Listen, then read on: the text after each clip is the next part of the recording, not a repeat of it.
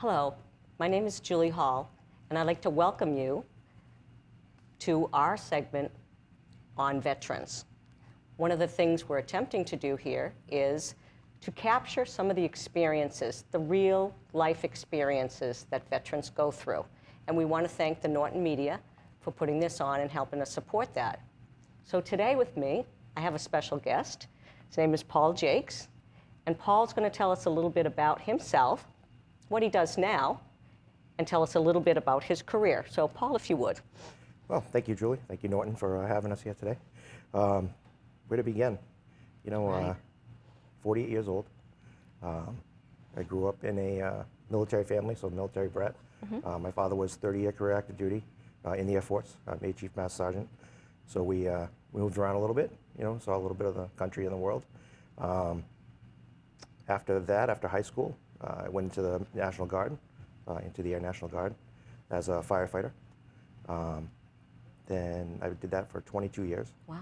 And did 3 deployments, 2 tours in Iraq. And I had got on the fire department in '96 in Attleboro, and I've been there almost 25 years. Well, thank you for your service Oh, with no. the fire department also. Thank you. No, it's a great, I mean, one of the best jobs in the world. It's you know, we really like it. And Tell us a little bit yeah. about your military career, Sure. if you would. No, so as a firefighter in the military, I was stationed out of Otis at the time it was called. Oh, nice. Down on the Cape. Now it's Joint Base Cape Cod. And it was Mass Military Reservation and all kinds of different names they give it. For a little bit, we were BRAC'd at the end, so I went into Intel for 2 years. And just So that was so good. we can just so Oh, people sorry. know what BRAC is, that means it's a base closure, and when that happens, it's kind of, you know, really upsets a lot of things. People have to figure out if they're going to go to other bases, but basically that's what it means, that they're getting ready to close some services on the base. Thank you. Sorry. Oh yeah, no. It's, talking the lingo, could I explain? That's all right. Absolutely. That's good. That's right. So I did that for 2 more years and then retired. It was a great, you know, military career in the National Guard. I still hold all the people that not only I deployed with, but was in service with as like true friends, you know, to this day. Even just recently on the 4th of July, since I can remember, we've always gotten all our military friends together from basically around the world. They're out there and come back and we celebrate the 4th of July on the Cape together. And, That's awesome.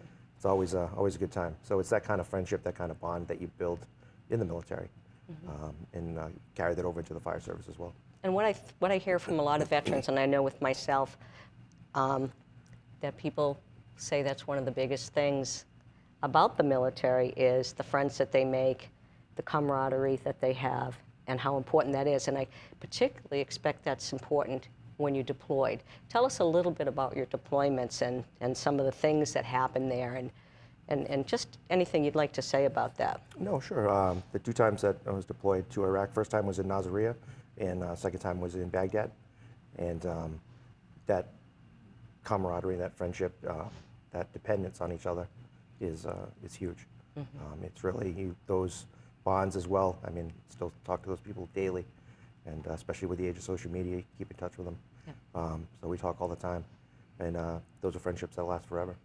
And while being there, you develop those friendships, develop those bonds, and you develop to depend on each other, to know that when you're out doing your job, that that person has your back and you have theirs. And that is similar to the fire department. Absolutely. Yeah, you have to depend on each other. You know where each other are at all times. So I think that it's you're sort of lucky from a lot of veterans to be able to go into a job that sort of translates. Not all veterans get to do that, and that's True. difficult for them. So, yeah. One of the advantages too would be in the National Guard in Massachusetts. Everybody in my unit was career firefighters in Massachusetts as well. So Nice. we all, not only did we work together in the fire department, then we worked together in the National Guard, and then when deployed, we deployed together. So that bond just even grew and merged Yeah. those 2 career fields. Excellent. Yeah. Excellent. Tell me something that, and I know there's many memories, some good, some bad. What was the most memorable thing or something that stuck in your mind most of any of the time that you spent in the military? In the military? In general, or in like the deployments, or?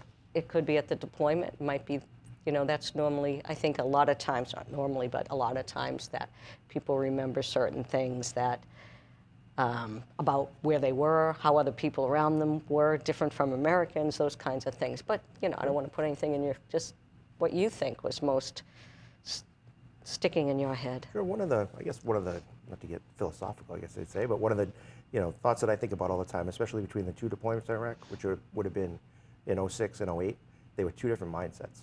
Mm-hmm. 06, we were in there to take over, to fight a war. When 08, it was go back there to train and get the hearts and minds and totally different mindsets.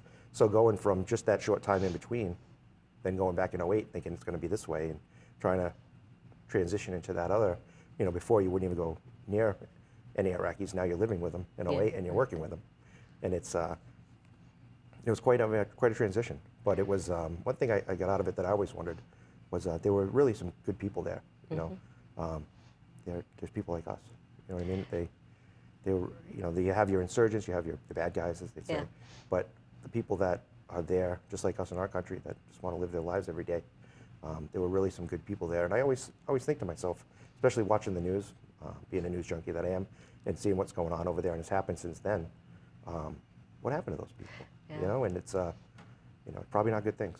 Yeah. So I always, I wonder about that. Sometimes it keeps me awake at night thinking about that. Yeah, Because that's some good interesting. people, just being human. Mm-hmm. Just wonder whatever happened to them. Yeah, and I think that's the thing. You bring up a good point. I mean, it's sometimes where they're wanting people to be the bad guy. It's easier to fight the bad guy.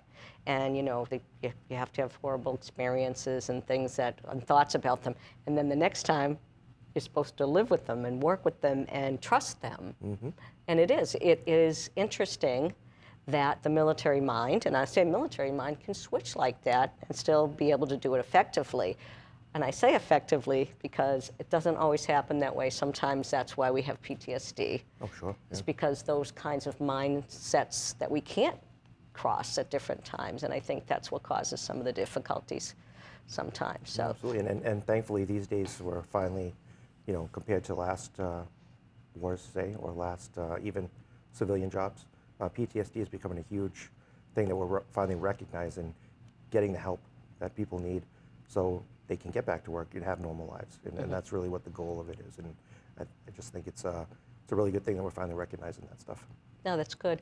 I wonder, sometimes just if people can ever really have what is normal first off, and then if, after all that people have been in. And I think sometimes it depends on their experiences, how devastating they were, how changed. And I know that people that have been in for a long time, that have seen so many different changes, sometimes it's difficult. I used to get out, I used to say, geez, I don't know if I'll ever be normal again. But then I wonder, I say sometimes I'm more normal than other people. So it's difficult, but I think it definitely makes you a different person. No, absolutely. It gives you a kind of an ability. I don't know if it's good or bad, but it transitions into the fire service as well. But you have like a switch. I mean, you can, one minute you could be in Iraq getting mortared and, dealing with situations like that. And then the next thing you're home, like that. Patting the dog. Yeah, patting the dog and thinking, is there somebody, should I be watching behind me still? Right. It's same thing with the fire service. You could be at a fire or a car accident, a lot of injured death. And then you're back at the firehouse eating lunch. It's a switch. And sometimes it's like a backpack, though. It builds up. Right. And you carry that around, and gets heavy at times, and that's why, thankfully, they're recognizing that and getting the help before it gets too bad for people. Well, I think that's definitely a positive thing, that they're realizing that stuff does build up, no matter the hardened exterior, because, we were all sort of taught that, not to, you have to be all cool, calm, and collected all the time. You have to have your stuff together, buckle up. Oh, especially coming from a career military background, like my father, Oh, I bet. It's like, he's up, you're up, it's, Did he make you make your bed so you could bounce a quarter pretty off? Close. Yeah, it's pretty pretty stringent on that kind of stuff. It Totally is- different person now, though, with Yeah. his retired and big beard. So, Oh, wow. yeah, it's Well, awesome. It's funny. It's funny what your parents do. My mother was a nurse, so I do what's called hospital bed corners all the time. And I still fold my underwear. That's a military joke. Not a joke. Yeah. Well, we had to fold our underwear in little squares, so I still do that. Yeah, same here. It's just amazing. You So. open up the drawer and it's all organized. Yeah, Absolutely, yeah. Well, I'd like to say that my house is organized, but I'd be lying. So, if you could tell, speak to people that have never been to war, probably some of the young ones, the young kids that are coming up, the young children that are coming up, we really want to try to make them understand. What would be the thing that you would like to impress upon them, make them understand about veterans or people that have been in the military? Sure. I mean, veterans, people in the military, just one thing is when, obviously be appreciative of their service. But at the same time, you don't know what that service was. You don't know what that person's experienced. And most of the time, they're not going to tell you. So when you're talking to them, just be aware and cognizant of, they may have been through some tough times. And just recognize that and when thanking them for their service and try not to, pry too much. I think that's a good point. That is really a good point. I mean, I hear from so many people how, like when I talk or you talk to a veteran, oh my gosh, they tell you things. I've had so many wives lean over to me and say, he's never told me that, but yet he told you. And I think it's because he realizes that I understand, and I really, truly understand. And I think when veterans talk to other people, you're right, they don't, because they say no matter what I'm going to say, they'll never really understand.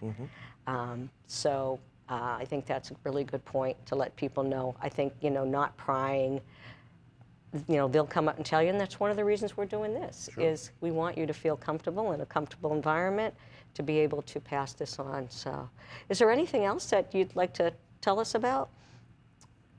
I don't know, where do we begin? I mean, I'm thankful every day. Obviously, I really, it was a tough decision to retire, I guess, from the military. I can't believe I could say that.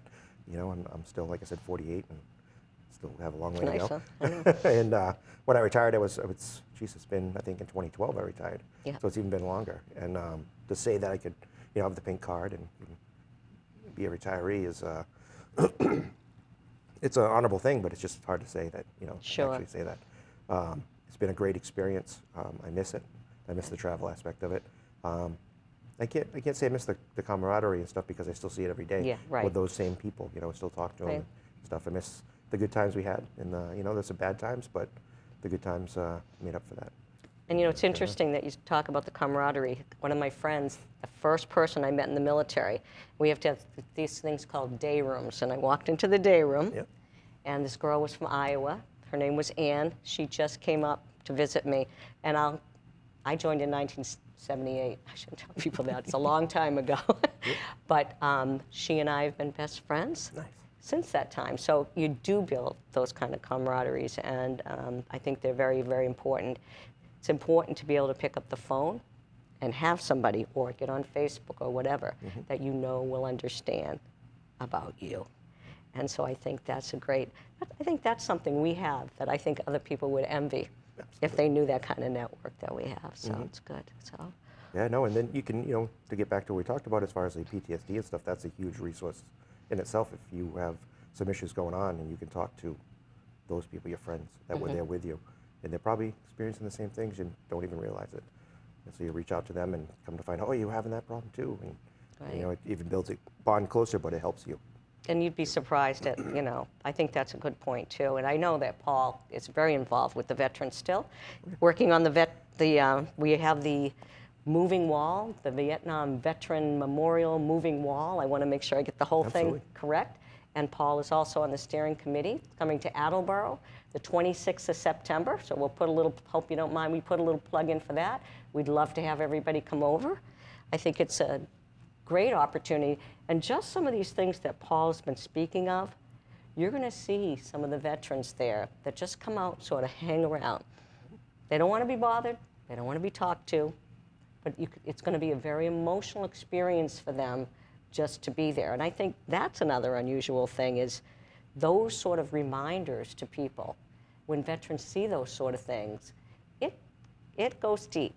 Absolutely. I mean, it'll be, I mean, obviously the wall itself in D.C. is very somber and moving.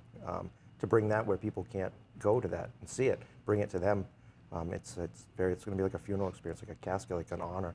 You know, they're going to treat it with much respect, and it'll be a moment for them that be very meaningful.